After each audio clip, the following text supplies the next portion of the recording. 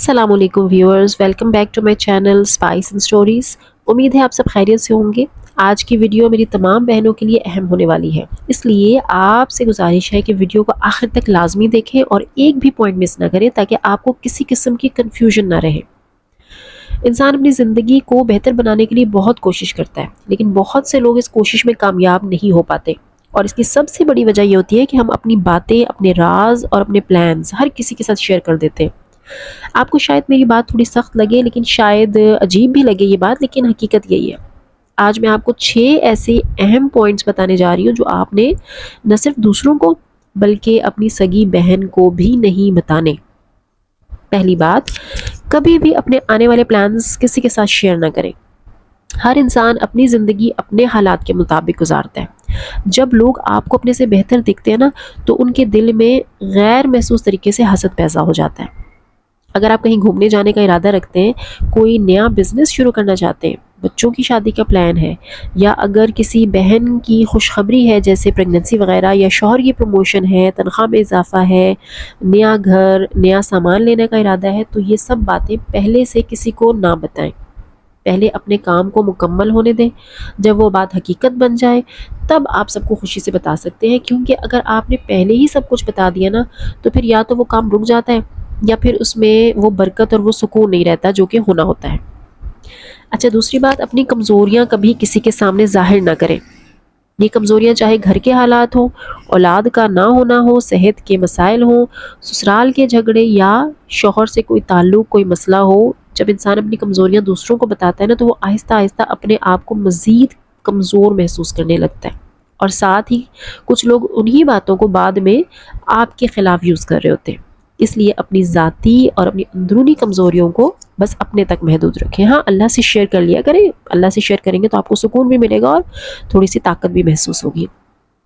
तीसरी बात यह कि आपने मुस्तकबिल में क्या करना है या क्या करने का इरादा रखते हैं आप, ये भी आप किसी को ना बताएं।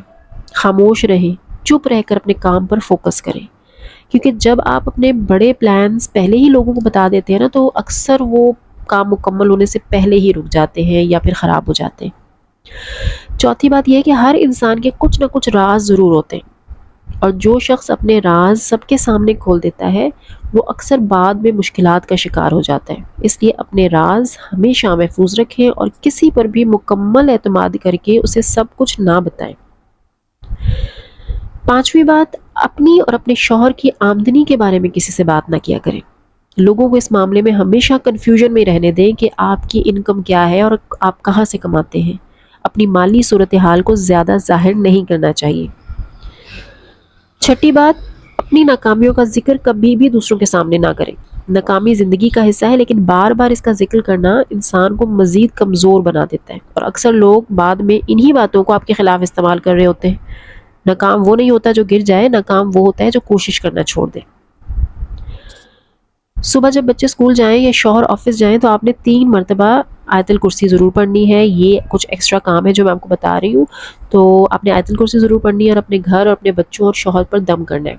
दिन में जब भी वक्त मिले, नज़र से बचने की दुआ की एक तस्बीह ज़रूर पढ़ा करें और अपने ऊपर भी दम किया करें। चाहे आपको लगे या ना लगे कि नज़र लगी है या नहीं लगी है, फिर भी आप इसको ना कर लिया करें। और रात को सोने से पहले सूरह फलक और सूरह नास दोनों पढ़कर अपने ऊपर और अपने घर वालों पर ज़रूर ही दम किया करें।